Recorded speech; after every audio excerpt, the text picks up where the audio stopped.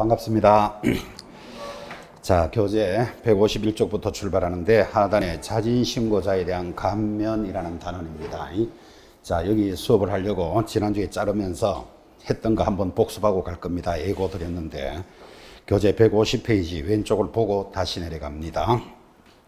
자, 교재 150페이지 하단 위반 시의 제재 이렇게 출발했고 부동산 거래 신고에 관련되는 제재는 반드시 출제됩니다. 근데 우리가 지난주에 이렇게 공부를 했습니다. 부동산 거래 신고는 물건을 파는 사람 갑이 있죠. 사는 사람 을이 있고 개공사가 중개를 해서 뭐 예를 들어서 6억에 매매를 했다 하면 매매라는 것을 신고하는 제도. 며칠 내로 신고하라 그랬습니까? 30일 내로 신고해야 되고 이거 위반하면 전부 500만 원짜리 과태료입니다. 이제 이렇게 잡아놓고 500만 원짜리 아닌 게 두 개가 있는데 이 부분만 잘 보면 됩니다. 이렇게 수업을 했죠. 자, 그래서 다시 돌아보니까 교재 150페이지 하단 500만 원짜리 아닌 게 첫 번째 뭐가 있습니까? 3천만 원짜리 과태료가 있습니다. 지난주에 했던 거 다시 확인합니다. 자, 3천만 원짜리 과태료가 있는데 3천만 원짜리 과태료는 모두 세 가지입니다. 왜 세 가지일까요? 3천이니까 그렇게 기억합니다. 3천만 원짜리 몇 개? 세 개. 첫 번째가 거래 대금 지급 증명 자료. 여러분하고는 여친 사건 이런 이야기를 했습니다. 거기 150페이지 밑에 3번에 보시면 거래 대금 지급을 증명할 수 있는 자료 찾았습니까? 밑줄 꺼놓고 일명 여친 사건 3천만 원짜리. 바로 위로 올라가서 1, 2번이 같은 거죠. 1번 매매계약을 체결하지 하였음에도 불구하고의 동그라미. 바로 밑에 2번 거래신고 후 해당 계약이 해지되지 아니하였음에도 불구하고 하니까 불구하고 동그라미. 자, 그러면 3천만 원짜리는 거래대금 지급 증명 자료 그리고 불구하고가 들어가면 3천만 원짜리입니다. 불구하고는 계약이 체결되지 않았음에도 불구하고 체결됐다고 신고하거나 해지되지 않았음에도 해지됐다고 신고합니다. 불구하고 두 개 끝났고. 자, 오른쪽 가면 500만 원짜리 과태료는 눈 딱 감고 전부 500 찍는다 그랬죠. 부동산 거래 신고는 위반했다 하면 500입니다. 공부 못하는 사람의 특징, 뭐를 위반하면 얼마 이렇게 뭐 어렵게 공부하고 돌았으면 말갛게 되고 그렇게 정리하는 거 아니라 그랬다 그죠? 그래서 거래 신고는 위반했다 하면 500 딱 찍어놓고 아닌 거 두 개만 고민하는데 이제 세 번째 3번 취득가액의 5% 과태료. 요것도 아닌 거잖아요. 그래서 취득가액의 5% 과태료가 있는데 거기 요란하게 적어놨지만 내용은 하나입니다. 1번 신고 의무자로서 거래 신고를 거짓으로 한 자. 자, 거짓의 동그라미. 바로 밑에 박스 밑에 동그라미 2번 매매 계약 체결 후 신고 의무자가 아닌 자가 거짓 신고를 하면 어쨌든 거짓의 동그라미. 자, 그러면 취득가액의 5% 과태료는 언제 매긴다고요? 거짓 신고하면. 그래서 그 많은 내용들을 정리를 다 끝냈습니다. 그래서 부동산 거래 신고는 위반했다 하면 500 딱 정리됐고 아닌 거 두 개를 고민하는데 자, 그 밑에 4번은 보시면 이번에 도입됐지만 주택임대차 계약 신고는 얼마짜리? 100만 원짜리 과태료입니다. 그건 가볍죠. 가볍게 정리했는데 자, 여러분 여기 보시면 취득가액의 5% 과태료가 거짓 신고인데 이게 상당히 세잖아 그죠? 예를 들어서 이거를 뭐 10억에 거래했다. 거짓 신고하면 5% 과태료면 5천만 원이 과태료입니다. 그래서 거짓 신고는 취득가액의 5% 굉장히 세게 돌았는데 이게 왜 세게 돌았는가 하면 그전에는 3% 과태료였습니다. 몇 년 전에. 근데 3% 과태료를 지금 5%면 거의 더블로 올려놨잖아. 그죠? 왜 이렇게 올리는가 하면 제일 하단에 2번부 때문에 그런 거예요. 그래서 2번부터가 오늘 정규 수업인데 거기 2번 제목이 자진신고자에 대한 감면 하는 거 찾았습니까? 밑줄을 딱 긋고 자, 원래 3% 과태료에서 5%로 더블을 올린 이유는 올려놓고 자진신고하면 깎아주겠다 이렇게 만드는 거예요. 그래서 국가도 굉장히 이제 잔머리 올립니다. 자, 1번 내려오면 자진신고에 대한 과태료의 감면 사유.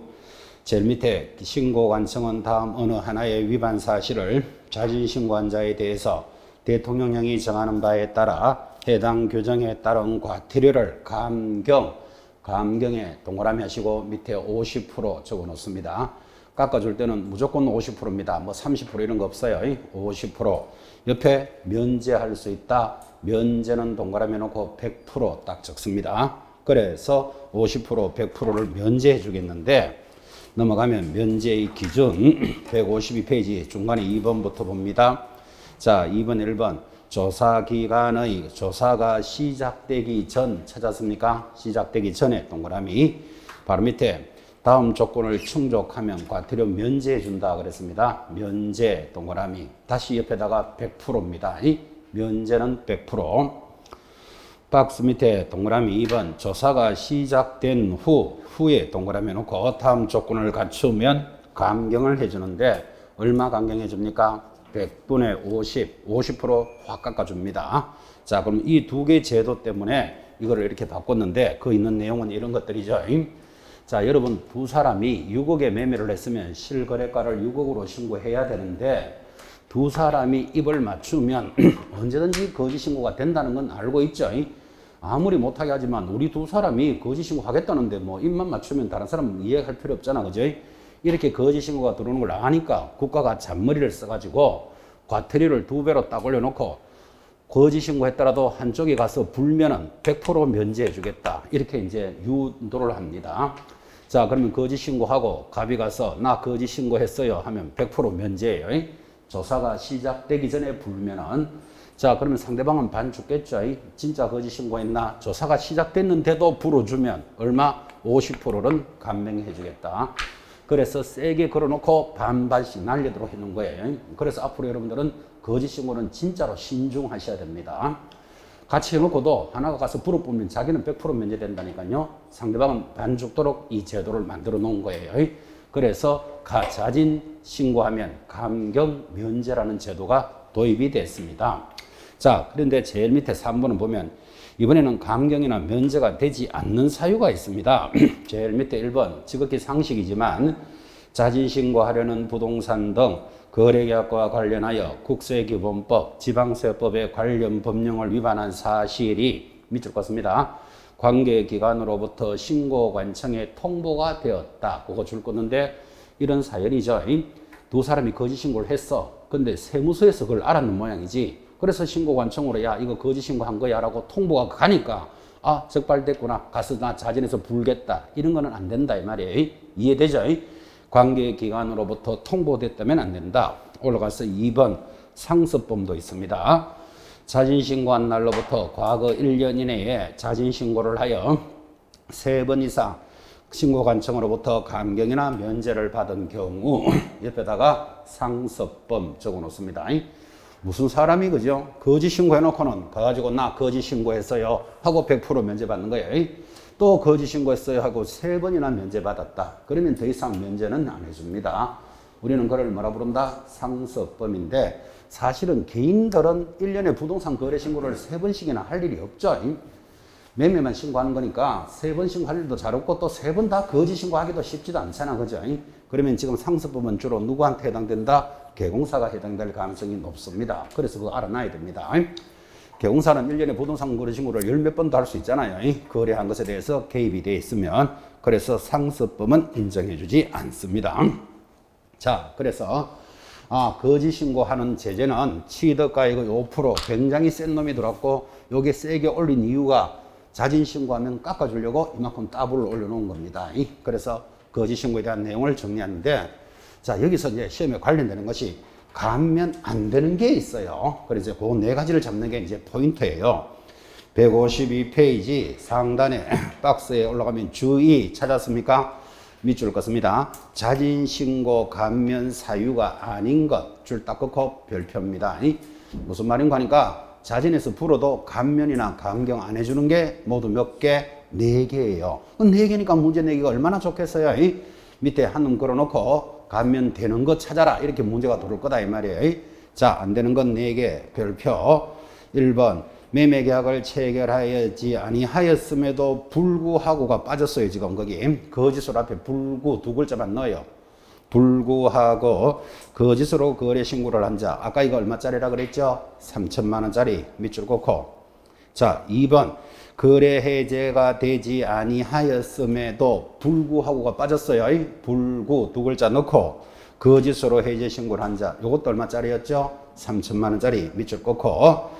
그리고 3번 밑줄 긋습니다. 거래 대금 지급 증명 자료. 우리는 이거를 여친 사건 그렇게 공부했고 이것도 얼마짜리? 3천만 원짜리.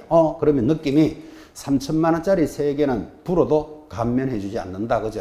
그럼 3천만 원짜리 3개. 4번 거래 대금 지급 증명 자료 외의 자료. 자, 외의 자료의 동그라미.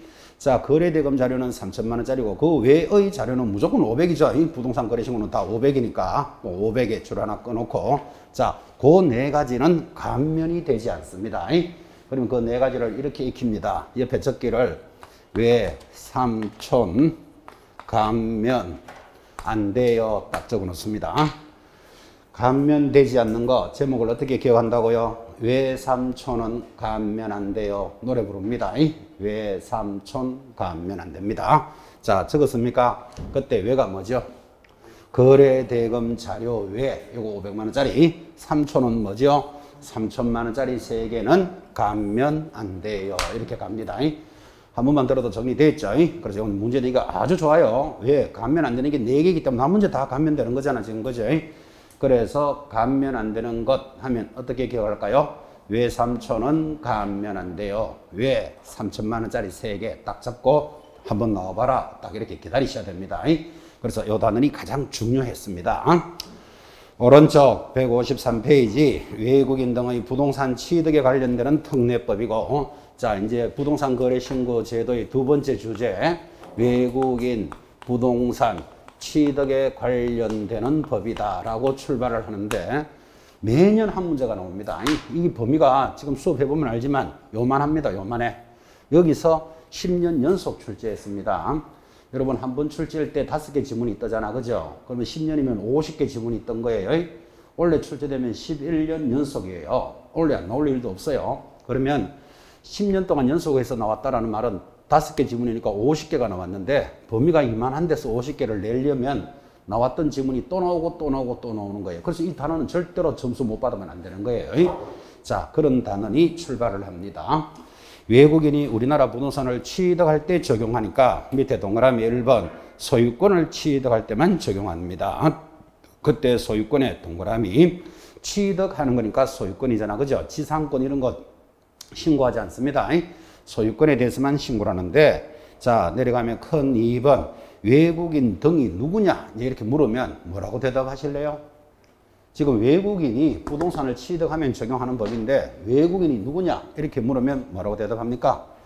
대표적으로 얼굴 새까맣고 머리 노란 놈 이렇게 대답하면 되잖아. 그죠? 근데 그 자를 한마디로 뭐라 그런다? 대한민국 국적을 가지고 있지 않는 자. 외국인 전형적으로 외국인이죠. 그래서 동그라미 1번 줄 거요. 대한민국 국적을 보유하고 있지 않는 자. 옆에다가 당근 적어놓고 자, 이제 2번부터 잘 봐야 돼요. 2번 외국의 법령에 따라 설립된 법인이나 단체. 자, 법인이나 단체도 외국인으로 보는데 대표적으로 여러분들은 코카콜라 주식회사가 뭐 하는 데인 줄 아시죠? 자, 공장을 짓기 위해서 땅을 구입해서 공장을 지었습니다. 코카콜라가. 그거 외국인이 취득한 걸로 봅니다. 그래서 개인이 아닌 법인이나 단체도 외국인이다. 그거 하나 체크합니다. 내려가면 2번 다음의 경우를 외국인이라고 부르는데 거기 3번에 보시면 기역, 니은, 디어 박스에 기역 2분의 1을 찾았습니까? 밑줄. 니은에도 2분의 1 보이십니까? 디귿에도 보면 2분의 1 밑줄. 그럼 전부 다 공통점이 2분의 1, 2분의 1, 2분의 1이면 외국인으로 본다. 그럼 무슨 소린가 하니까 한국 기업이라도 임원의 2분의 1, 종업원의 2분의 1, 자본금의 2분의 1 이상이 외국 것이면 전부 외국인으로 보는 거예요. 그래서 외국인의 범위를 넓게 해석한다는 걸 잘 보셔야 되는데 이 2분의 1을 3분의 2 이상은 이렇게 출제한 바 있다 이 말이에요. 그래서 2분의 1에 줄을 딱딱딱 끊고 내려가면 4번 외국 정부도 외국인이다. 그것도 당근이지. 그죠? 일본 영사관을 짓기 위해서 평촌에다가 땅을 하나 샀습니다. 그럼 그것도 외국인이 취득한 걸로 본다. 이런 말이잖아. 그죠? 당연하고. 5번 대통령령이 정하는 국제기구도 외국인입니다. 예를 들어서 국제연합. 여러분 UN 이런 말 들어봤습니까? 밑에 정부기관의 기구, 비정부, 준정부, 전부 뭐 NGO 뭐 이런 것들이 있습니다. 그 전부 외국인으로 본다. 외국인의 범위를 넓게 해석한다는 걸 의식하셔야 돼. 숫자로는 2분의 1을 잡고 계셔야 됩니다. 자, 이제 본론입니다. 넘어가면 이런 외국인이 우리나라 부동산을 취득하면 그 옆에 작은 것이 보이시죠? 21, 22, 23 쫙 나오는 거 그죠? 거기 그 20 뭐 옆에다가 또 31 옆에다가 32, 33 계속 적으시기 바랍니다. 앞으로 공부하시면 반드시 출제되는 단어인데, 자, 취득 보유 신고에서 1. 계약을 원인으로 신고하면 2번에 1. 계약에 동그라미 합니다. 내려가면 2번 계약 외의 원인 계약 외 동그라미 합니다. 3번 계속 보유 신고 계속 보유 동그라미. 그리고 큰 3번 내려가면 토지 취득 허가의 동그라미. 자, 이게 답니다. 지금 이렇게 읽었지만 외국인이 우리나라 부동산을 취득할 때는 첫째 신고하는 것이 있다. 두 번째 허가 받는 것이 있다. 그래서 이 두 가지를 신고하는데 허가하는데 신고사항 세 가지 동그라미 했습니다. 첫째 뭐 계약을 원인으로 취득하면, 두 번째는요 계약 외의 원인 동그라미 하셨잖아요. 세 번째는 계속 보유는 신고사항이다. 그래서 신고하는 것 3개, 그 다음에 허가받는 거 하나예요. 자, 그때 계약을 이렇게 출발했는데 여러분 계약이 뭘까요? 참 이야기 많이 했습니다. 앞으로 법률을 공부하시는 분들은 계약이라는 말이 나오면 갈로 열고 매매, 교환, 정려 그 같은 말이에요. 그를 다른 말로는 법률 행위니까 반드시 새기셔야 돼. 그래서 이 하나가 정리가 되면 굉장히 큰 것들이 해결이 됩니다. 여러분 법률 행위, 법률의 사실, 법률의 요건 이런 말들이 어렵지만 자, 계약은 뭐라고요? 매매, 교환, 정려. 다른 말로 법률 행위. 요 세 마디가 같이 붙어 다녀야 된다고요. 그러면 굉장히 편해질 거예요. 익히시라고 많이 강조합니다. 졸고 있는 사람이 있습니다. 졸고 있는 사람을 쿡 찌르면서 여러분이 2는 하면 저절로 졸다가 4, 1이 대답하잖아요. 그죠? 2, 3은 하면 6 이렇게 튀어나오듯이 계약하면 뭐라고요? 매매, 교환, 정려, 이꼴 법률 행위. 이렇게 딱 저절로 연결되어야 된다고요. 그러면 앞으로 우리 두 사람이 계약을 했잖아. 이렇게 말하지 말고 옆에 사람 못 알아듣게 우리는 법률 행위를 했잖아. 이렇게 말해도 된다고. 그죠? 그래서 이 세 마디는 이꼴로 딱 잡으셔야 되니까 지금 계약하는 말이 탁 들어오면 저절로 나와야 된다 그랬잖아요. 매매, 교환, 정려를 계약이라는데 여기서 매매는 신고 안 해요. 왜 안 하는가 하면 우리가 좀 전에 들었던 게 부동산 거래 신고제잖아. 지금 그죠? 부동산 거래 신고제는 외국인이 부동산을 매매 사면 반드시 신고해야 되고 그거 안 하면 500만 원 과태료예요. 그러니까 이놈이 훨씬 세기 때문에 센 놈을 하면 굳이 매매는 신고할 필요가 없는 거예요. 그러면 외국인이 계약을 원인으로 신고한다라는 말은 교환과 정려만 신고하게 돼 있는 거라고. 매매는 원래 해야 되는데 뭐부터 해야 된다고요? 부동산 거래 신고를 해야 돼. 그래서 센 놈을 하면 약한 놈은 한 것으로 봐주는 거예요. 자, 센 놈, 약한 놈 이런 말을 하는데 시험 예를 들면 틀려요. 외국인이 매매에 의한 계약 신고를 하면 좀 전에 공부했던 부동산 거래 신고를 한 것으로 본다 하면 틀려요. 근데 그 시험 지문에서 보면 비슷비슷하게 보여요, 그게. 그래서 아예 어떻게 기억하는가 하면 센 놈을 하면 약한 놈을 봐주지 약한 놈을 했는데 센 걸 안 봐준다고. 센 거, 약한 거 이렇게 혼자서 의식을 딱 해놓으셔야 됩니다. 외국 놈이 셀까요? 우리나라 부동산 놈이 셀까요? 우리나라 게 훨씬 세요. 왜 그런데요? 우리나라니까. 뭐 억지지만 그렇게 딱 기억해요. 센 놈을 하면 약한 놈을 봐줍니다. 그러니까 매매는 신고 안 하는 거예요. 자, 그러면 계약을 원인으로 취득했다는 말은 교환이나 정년대 계약을 체결한 날로부터 60일 내로 시장, 군수, 구청장에 가서 신고해라. 이거 위반하면 300만 원짜리 과태료입니다. 내용이 얼마나 단조롭습니까? 자, 두 번째 계약 외의 원인인데 공부 못하는 사람의 특징이 뭔가 하면 계약 외 하면 교재 한번 보십시오. 밑에 2번에 1번 상속, 경매, 확정, 판결, 그리고 그 밑에 환매권의 행사, 법인의 합병, 건물의 신축, 정축, 개축, 재축 이런 거를 계약 외다라고 암기하시는 분은 전형적으로 공부 안 되는 사람이에요. 지금 계약은 딱 잡고 있잖아요. 계약이 뭐라고요? 매매, 교환, 정려니까 이거 왜 하면 나머지는 다 계약 외예요. 그거를 상속은, 판결은, 합병은 뭐 이렇게 공부하는 거 아니다 이 말이에요. 근데 거기 건물의 신축, 재축, 정축은 파란 글씨로 강조했죠. 그건 왜 강조했는가 하면 원래 도입됐기 때문에 그런 거예요. 근데 그거 파는 것을 강조 안 해도 계약 외라는 건 알아들어야 되잖아요. 계약은 뭐라고요? 매매, 교환, 정률을 얼마나 강조해 놨으니까 지금. 그래서 그거 외 다 나머지 계약 외 됐죠? 이런 계약 외의 원인으로 취득했다. 토지를 취득한 날로부터 6개월 내로 시장 군수구청장에게 신고해라. 그게 답니다. 이거 위반하면 100만 원짜리 과태료입니다. 그래서 여러분에게 매매, 교환, 정려, 이꼴, 계약, 이꼴, 법률행위 요 세 마디만 해놓으면 굉장히 편해진다는 얘기를 굉장히 많이 합니다. 앞으로 시험 끝날 때까지 기억해 놓으셔야 돼요. 자, 그래서 취득한 날로부터 6개월 내로 위반하면 100만 원짜리 과태료. 계속 보유도 신고사항인데 계속 보유는 뭔가 하면 여러분과 같은 한국인이 부동산을 가지고 있다가 여러분 주변에 뭐 캐나다 국적을 취득했다, 미국 국적을 취득했다 이런 분들이 있죠. 그럼 그런 사람들은 외국인이 된 거잖아요. 그러면 내가 옛날부터 가지고 있던 거다라고 신고하는 것을 계속 보유 신고라 그래요. 어떻게? 국적이 변경된 날로부터 6개월 내로 시군구에 가서 신고해라. 이거 위반하면 100만 원짜리 과태료다. 이렇게 갑니다. 얼마나 내용이 단조롭습니까? 이거를 10년 연속 출제하고 있다 이 말이에요 지금. 이제 허가받는 게 하나 남았죠. 자, 허가받는 거 밑에 보시면 또 다행인 게 불행인지 허가받는 토지가 하단에 보면 4개예요. 그러니까 문제 내기가 얼마나 좋겠어요.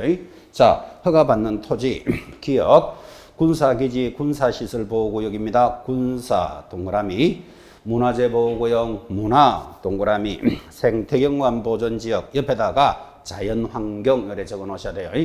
이게 자연환경보존법에 따른 생태경관보존지역이니까 자연환경이라는 말이 따라와요. 자연환경.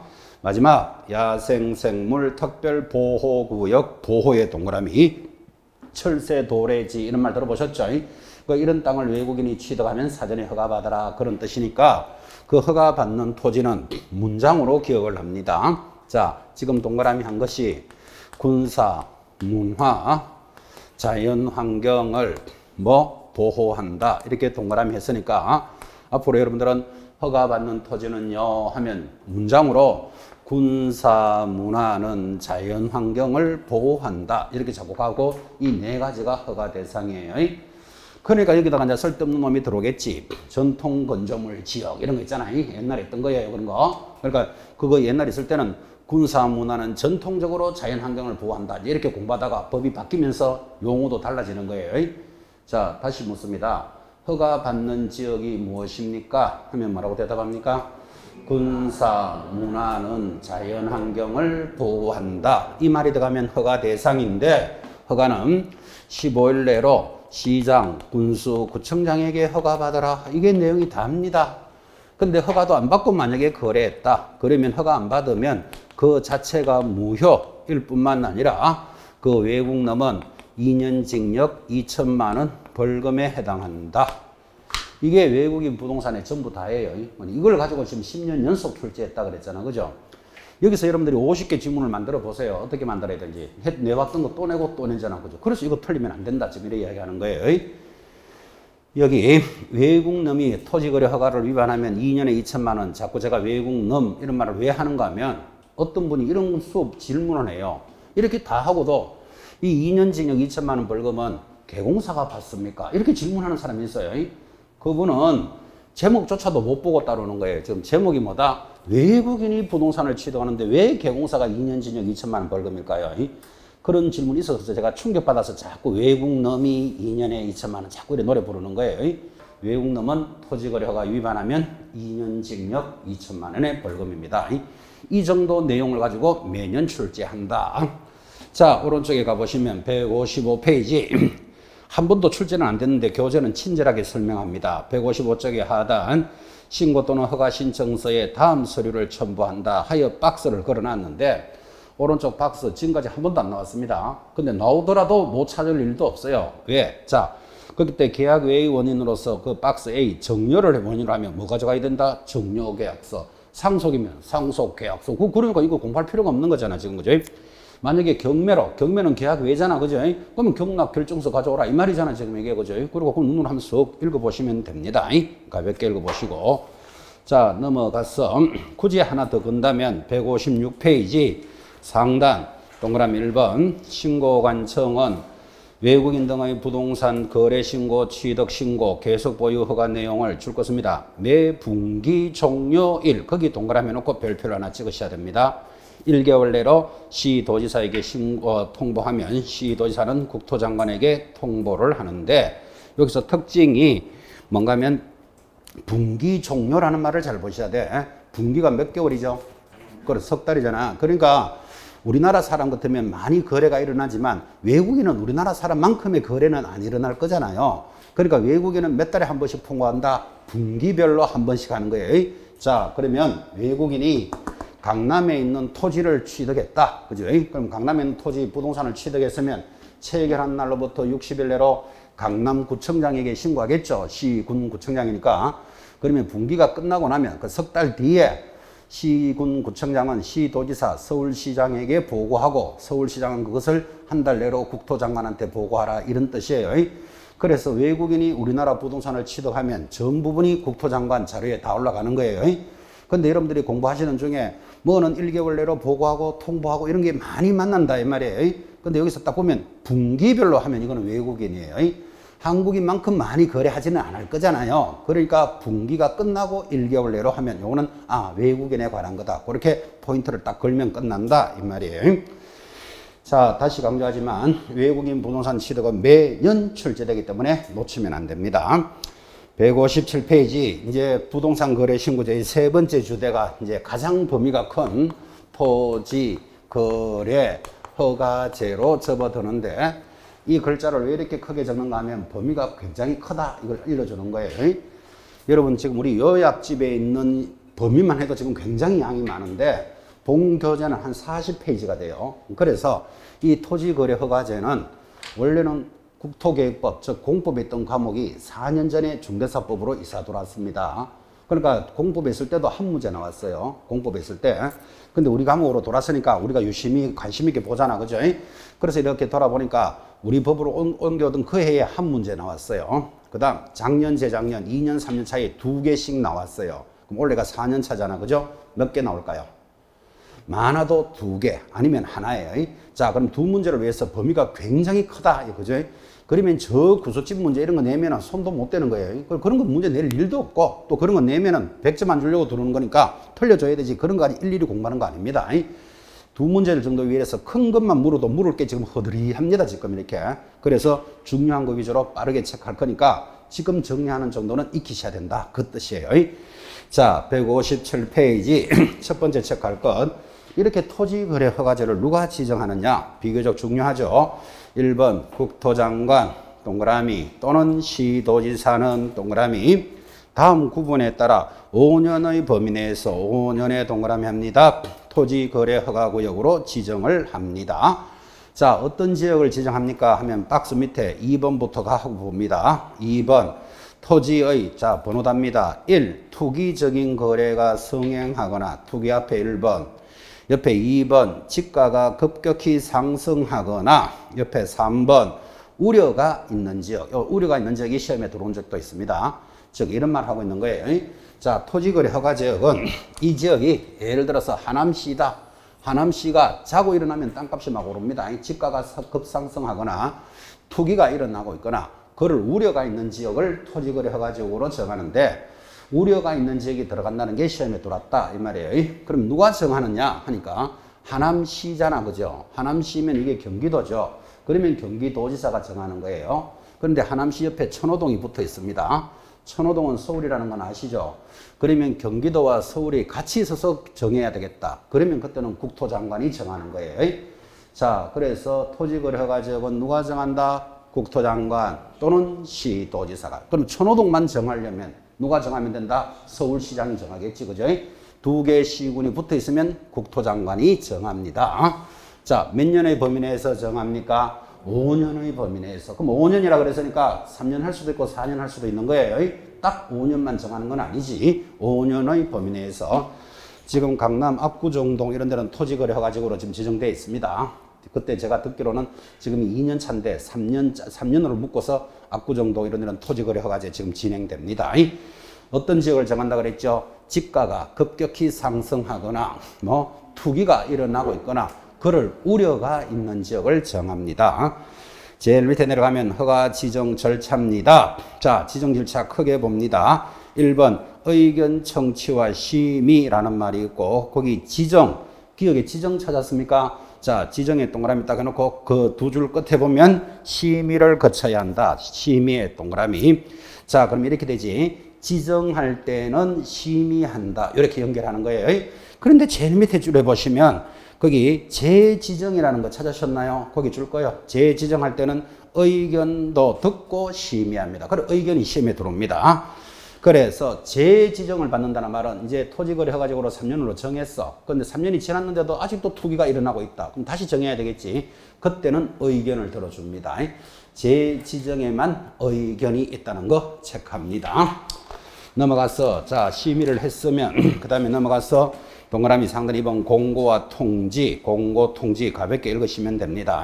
중요한 게 하단에 동그라미 3번 공고와 열람을 별표를 하는데 그걸 왜 별표를 하는가 하면 자 여기 하남시와 천호동이 토지거래 허가적으로 지정이 됐다고 칩시다. 그러면 여러분들이 땅을 가지고 있는 갑이라는 사람인데 내 땅이 토지거래 허가지역에 들어가는지를 알아야 된다, 몰라야 된다? 알아야 되지. 왜? 이 땅을 팔려면 허가를 받아야만 거래를 할 수 있으니까 당연히 당사자는 알아야 되잖아. 그죠?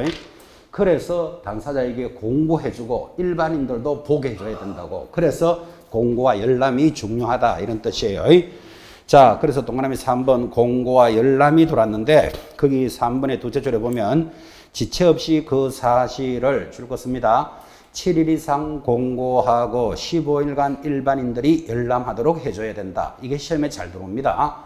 근데 숫자를 반대로 잘 돌리니까 이 시간에 숫자 고정시킵니다. 그래서 밑에다가 적기를 7공주가 15일간 열받았다. 이렇게 딱 적어놓고 그 숫자를 움직이지 않도록 합니다. 누가요? 7공주가 7일 공고 잡았습니까? 15일간 열람하니까 7공주가 누군가 하면 껌 좀 씹는 애들이 있습니다. 그래서 7공주가 15일간 열받았다 해서 숫자 딱 잡으시고 작년의 문제입니다. 2번에 1번 허가 효력입니다. 1번 허가구역의 지정은 지정권자가 허가구역의 줄 것입니까? 지정을 공고한 날로부터 5일 후에 발생한다. 이게 작년의 문제입니다. 자, 작년에 이걸 어떻게 걸었겠습니까? 효력은 지정한 날로부터 발생한다 하면 틀린다니까요. 언제 발생한다? 5일 후에 발생하는 거예요. 왜 이렇게 만들었는가 하면 여러분 자기 땅을 파는데 자본주의 국가에서 국가에 허가 안 받으면 못 받도록 했다. 이게 사회주의 제도거든. 그죠? 그러니까 국민들의 생활을 불편하게 하는 것은 하루라도 덜 불편하게 하라. 그래서 5일 후에 발생하는 거예요. 그러면 아니 덜 불편하게 하려면 10일이나 15일이지 왜 또 하필 5일입니까? 굳이 그래 묻는다면 여러분 월, 화, 수, 목, 금이 평일이 5일이잖아요. 보통 땅 보러 다니는 사람들은 평일도 가지만 토요일, 일요일 많이 간다니까요. 그래서 토요일 가서 저 땅을 보고 마음에 들었어. 다음 주 와서 계약할게요 하고 헤어졌는데 월요일부터 토지거래 허가지역이다. 그러면 다시 허가 받으러 다녀야 돼. 그런 불편함을 해결해 주기 위해서 월, 화, 수, 목, 금 5일 동안에 계약을 할 수 있도록 해주겠다는 뜻이에요. 무슨 뜻인지 이해되죠? 국민들의 생활을 하루라도 덜 불편하게 해주려고 5일 후에 효력이 발생합니다. 그래서 이게 취지가 중요한 거예요. 자, 그럼 이게 작년에 출제됐다면 올해는 어디를 봐야 된다? 밑에를 잘 봐야 돼. 밑에가 뭐죠?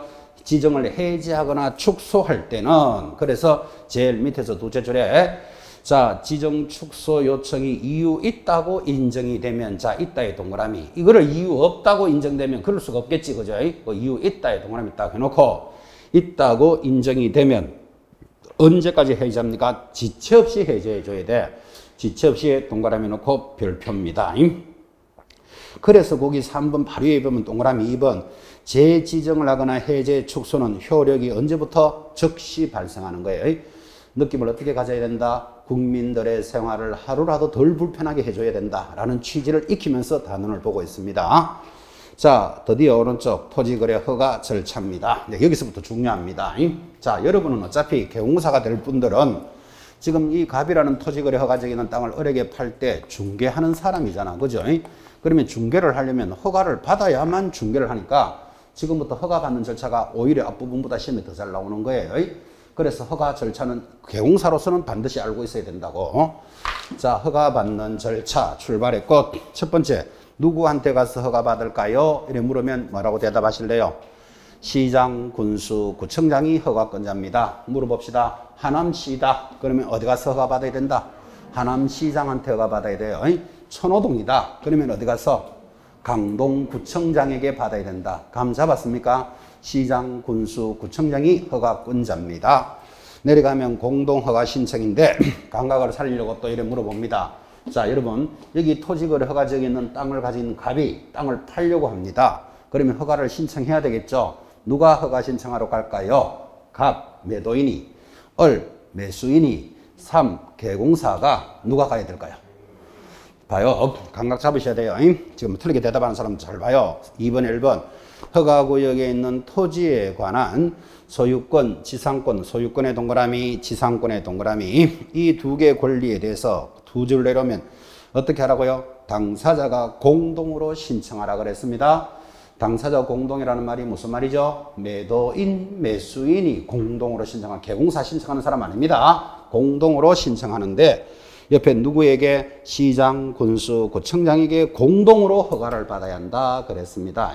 그래서 누가 신청하느냐를 잘 보셔야 되고, 그 다음에 권리가 소유권뿐만 아니라 지상권도 해당된다는 게 중요해요. 봐요.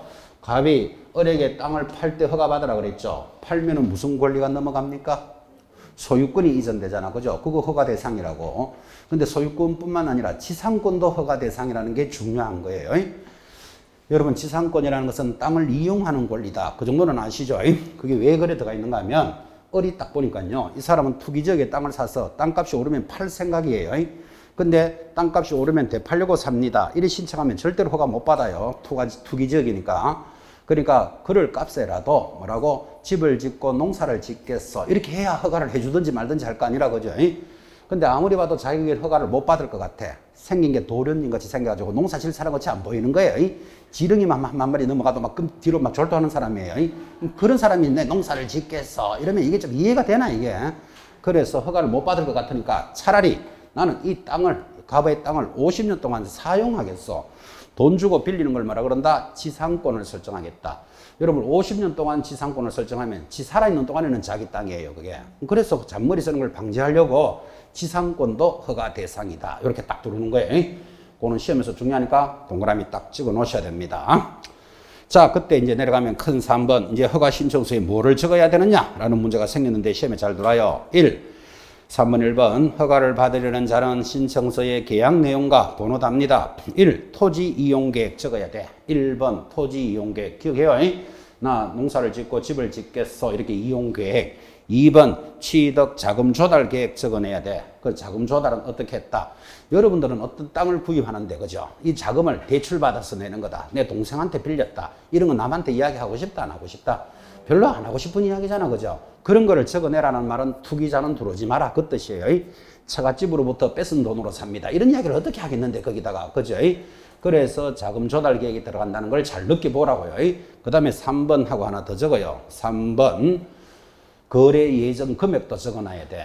그래서 신청서에 들어가는 거 제일 밑에 박스에는 있지만 그 세 가지를 잘 보셔야 돼요. 자, 토지 허가 신청하러 갈 때 적어내야 되는 거 여러 가지가 있지만, 첫째 토지 이용 계획, 그 다음 두 번째 자금 조달 계획, 나 자금을 어떻게 조달한다. 3번 얼마로 사고 팔겠다. 거래 예정 금액까지 적어내야 됩니다. 그래서 허가 신청, 그러니까 허가 금액을 딱 보면 요거 투기 세력이다 아니다라는 걸 볼 수 있다니까, 지금, 그죠? 그래서 제일 밑에 보시면 이제 신청서에 이런 것들이 들어간다라고 지금 1, 2, 3번을 달아줬는데, 거기 박스 제일 밑에다가 하나 적기를 개공사에 관한 사항을 적어라. 그러면 그건 X잖아요. 개공사는 토지거래 허가지역에 안 들어가요. 그래서 제일 밑에 박스에다가 개업 공인중개사 해놓고 X 이렇게 표시하셔야 돼. 개까지 문제 답으로 들어올 수 있는 것을 체크했습니다. 신청서를 제출하면, 자, 이제 넘어가서 교재 160페이지, 그때 상단에 4번 조사와 허가 불허가 조사의 동그라미를 딱 합니다. 자, 그래서 매도 매수인이 이렇게 공동으로 신청을 하면 집을 짓고 농사를 짓겠어. 이렇게 이용계획을 적어냈을 거 아니라, 그죠? 그러면 실제로 시군구에서 나가서 조사합니다. 진짜 농사 지을 수 있는 땅인지, 집을 지을 수 있는지 조사를 나가는데, 아니 집을 짓고 살겠다는데 계곡 한가운데 집을 짓겠대. 무슨 자연인도 아니고 그죠? 투기지역에 무슨 자연인이 들어가 지금 살게 됐나 지금 거죠. 여러분 아시다시피 집가가 자고 이러면 땅값이 오르는 지역인데 그러면 그런 지역은 불허가 하겠다 이렇게 하겠죠. 그래서 조사를 나가서 이제 4번 허가 불허가 처분을 합니다. 1번 시장군수구청장은 허가 신청서를 받으면 민원 처리에 관한 법률에 따른 처리 기간에 자 처리 기간 적어놓고 옆에다가 15일 적어놓습니다. 처리 기간이 며칠이라고요? 15일 내로 허가 또는 불허가 처분을 해줍니다. 자 그러면 허가를 할 때는 당연히 허가증을 교부해 주겠지. 허가증을 가지고 가야 등기해 줍니다. 허가증이 나올 것이고 불허가를 내렸으면 불허가 사유를 서면으로 제시합니다. 말로는 안 됩니다. 이렇게 하는 게 아니고 뭐뭐뭐 때문에 불허가 합니다. 이렇게 서면으로 제시를 해줍니다. 자 그런데 큰 5번 발음이 되내려오면 토지거래계약의 허가의 의제라는 말이 있습니다. 허가의 의제 줄 거 놓고 무슨 소린가 하니까 며칠 내로 허가 불허가 해주라 그랬죠. 15일 내로 허가한다 불허가 한다 해주라 그랬잖아요. 근데 15일이 되어도 답이 없어. 그지? 그러면 그걸 어떻게 하느냐. 그래서 그 5번의 둘째 줄 끝에 보면 기간이 끝났는 날이 아니고 끝났는 날 다음 날부터 다음 날에 동그라미 넣고 허가를 받은 것으로 본다. 이걸 허가의 의제다 그러는 거예요. 문제 어떻게 그런지 느낌 오죠? 끝났는 날부터 허가 받은 것으로 본다가 아니고 다음 날부터 허가를 받은 것으로 봅니다. 내려가면 큰 2번 허가 대상의 기준 면적이 들어왔습니다. 자 토지거래 허가를 공부하신 분이 하단에 있는 표를 암기 못하거나 만약에 암기가 안 돼 있으면 간첩이거나 에듀위 출신이거나 둘 중에 하나입니다. 하여튼 이 표 참 수업도 많이 했습니다. 반드시 암기하셔야 됩니다. 이건 암기표를 무는 적도 있고 또 이걸 알아야 이야기가 시작되기 때문에 지금 이 시간에도 암기합니다. 자, 그 표를 보면 도시지역과 밑에 도시지역 외로 구분이 되는데 지금 여러분은 어느 지역에 살고 계시죠? 여러분은 대단히 큰 도시지역에 삽니다. 우리나라에서 제일 큰 도시지역에 살아요. 그러면 도시지역에 사는 사람들은 무조건 뭐가 나오는가 하면 주상공록기가 나온다고. 주상공록기, 기가 기타 미지정 지역인데 자 이렇게 할까요? 여러분 지금 이 자리에 오실 때 집에서 오셨습니까? 그럼 보나마나 거기 주거지역일 겁니다. 보나마나 아파트에서 오셨으면 여기 강남에 오셨죠? 강남 서류 떼보면 보나마나 상업지역입니다.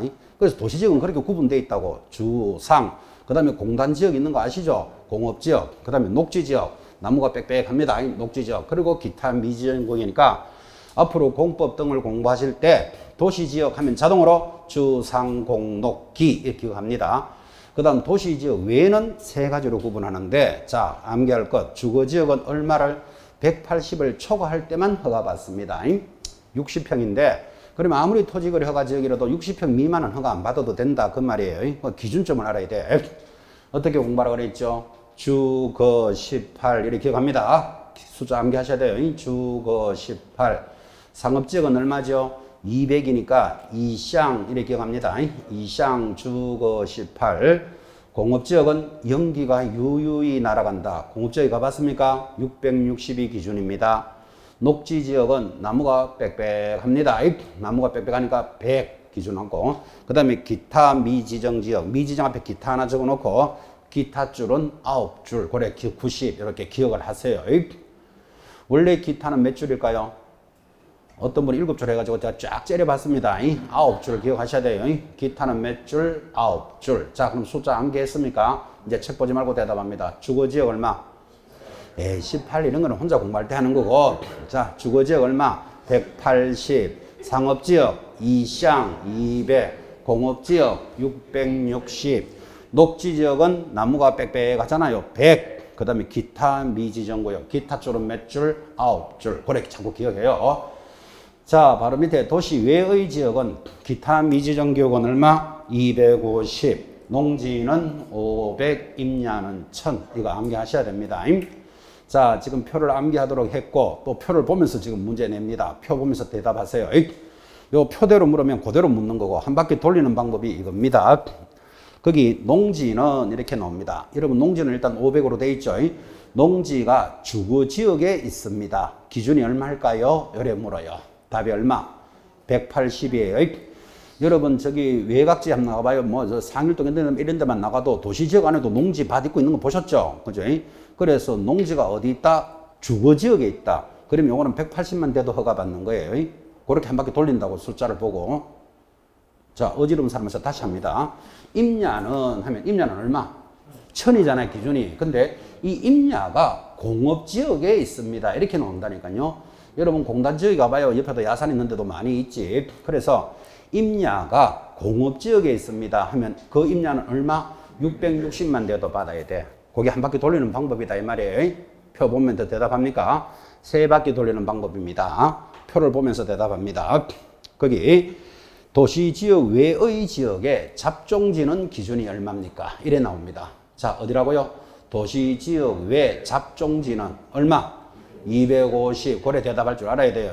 그게 기타 지역이잖아요. 기타 지역. 감 잡았습니까? 그 표를 보고 어떻게 묻는 거를 지금 훈련 다 시켰어요. 자, 다시. 도시지역 외의 대지는 기준이 얼마일까요? 요래 묻는다니까요. 대지는 얼마? 그래요. 250. 여러분 시골 지역에도 집 짓는 땅 대지 많이 있는 거 아시죠? 그죠? 그러면 250 이렇게 대답할 줄 알아야 됩니다. 그런데 그 표 오른쪽에 보니까 국토장관이나 시도지사가 해당 기준 면적의 10%에서 300% 이하에서 조정할 수 있다. 이런 말이 있습니다. 10%에서 300% 줄 거놓고. 자, 이런 뜻이겠죠. 여러분 상업지역은 지금 기준이 얼마지요? 상업지역은 200이잖아요. 근데 그거에 10%면 얼마? 20이죠. 그거에 300%면 600이잖아. 600. 감 잡았습니까? 지금 이게 무슨 소린가 하니까 우리나라 최고의 상업지역이 어딜까요? 여의도? 아, 이건 아닌 것 같다. 우리나라 최고의 상업지역 하면 그래도 강남, 서울의 명동 이 정도는 대답해야 되죠. 여러분 강남도 그러면 상업지역이니까 200 이상 허가받아야 되고 강원도 홍천 제가 가보지는 않았지만 홍천 버스 정류장 앞에도 상업지역입니다. 그 보나마나 거기도 200이고 그러면 뭐가 좀 안 맞잖아요. 강남도 기준이 200, 강원도 홍천도 200이다. 그거 좀 안 맞으니까 국토장관은 시도사가 강남은 10%, 20만 넘어도 허가받아야 된다. 이렇게 조정할 수 있다 이 말이에요. 10%. 그 다음에 홍천은 600이 넘으면 허가받게 하겠다. 이런 식으로 조정할 수 있다. 이 뜻이에요. 무슨 느낌 맞죠? 누가 정한다고요? 국토장관이나 시도지사가. 이게 토지거래 허가를 지정하는 자들이잖아. 그죠? 10%에서 300%까지 조정할 수 있다. 한 번만 들으시면 되는 것. 자, 이제 좀 오른쪽 가면 면적 산정의 특례입니다. 그 특례에 동그라미 해놓고 특례는 잔머리를 방지하는 겁니다. 잔머리 어떻게 방지하는가 한번 봐요. 1번 일단의 토지의 계속적 거래. 그 제목에 줄 딱 꺼놓고 일단의 토지 이용을 위해서 토지거래 허가를 체결한 날로부터 1년 이내에 그 시험에 나오면 1년밖에 안 나와요. 1년에 동그라미 하고 이거 2년 하면 틀리잖아. 일단의 토지 하면 1년 이래 나오는 거예요. 1년 이내에 토지 일부에 대해서 토지 계약을 체결한 경우는 일단의 토지 전체의 계약으로 본다. 무슨 소린가 하니까 자, 이 말입니다. 자, 여기가 여러분 토지거래 허가지역이고 공업지역입니다. 면적은 1000제곱이라고 칩시다. 공업지역에 1000제곱이면 허가 받아야 된다? 안 받아야 된다? 받아야 되잖아요. 허가 받아야 되는 지역인데 660이면 허가를 받아야 되니까. 근데 이 사람이 토지거래 허가지역은 5일 후에 효력이 발생하잖아요. 아, 이건 토지거래 허가가 곧 지정되는구나. 그래서 분할을 딱 해요. 먼저 토지거래 허가지역이 지정되기 전에 분할을 4개로 딱 하면 여기는 공업지역에 250 나오겠죠. 250, 250. 자, 그러면 250은 공업지역에서는 허가를 안 받아도 되잖아. 그죠? 근데 1년 안에 이 땅을 사두려면 이거를 뭐라 부른다? 일단의 토지로 봐서 이것도 허가받고 허가받아라 이 뜻이에요. 뭐 때문에 이렇게 만들어 놨다? 잔머리를 방지하려고. 이해되겠습니까? 그래서 1년 안에 사는 것을 일단의 토지다 이렇게 보는 거예요. 두 번째 잔머리 내려가시면 동그라미 2번 분할거래. 자, 허가구역 지정 당시에 기준 면적을 초과하는 토지를 지금부터 줄 것입니까? 허가구역 지정 후에 공공의 목적이 아닌 사유로 분할을 했다. 그죠? 그러면 그 줄 제일 끝에 뭐라고요? 분할 후 최초 거래는 기준 면적을 초과하는 것으로 본다. 이제 이거는 또 이 뜻이에요. 좀 전에는 토지거래 허가 지역이 지정되기 전에 자기가 먼저 뭐 했다? 분할했던 거고, 이제는 허가 지역이 지정이 됐어요. 딱 되니까 4개로 분할을 딱 하는 거예요. 자, 그럼 이거는 공업지역에 250, 250이겠죠. 첫 번째 거래를, 최초 거래를 기준 면적을 초과한 것으로 본다. 이렇게 해서 첫 번째부터 허가 받아야 된다. 이 말이에요. 허가구역이 지정이 되고 난 뒤에 분할을 하면 기준 면적이 떨어지더라도 전체 면적으로 본다. 이런 뜻이에요. 왜 이렇게 만들었다고요? 잔머리를 방지하기 위해서. 여러분 시험에서는 이거 기억하면 되죠. 일단의 토지는 1년. 그거 기억하시면 돼요. 시험용으로. 자, 드디어 내려가면 3번 토지거래 허가 기준이 들어옵니다. 10분 쉬었다가 허가 기준부터 다시 봅시다.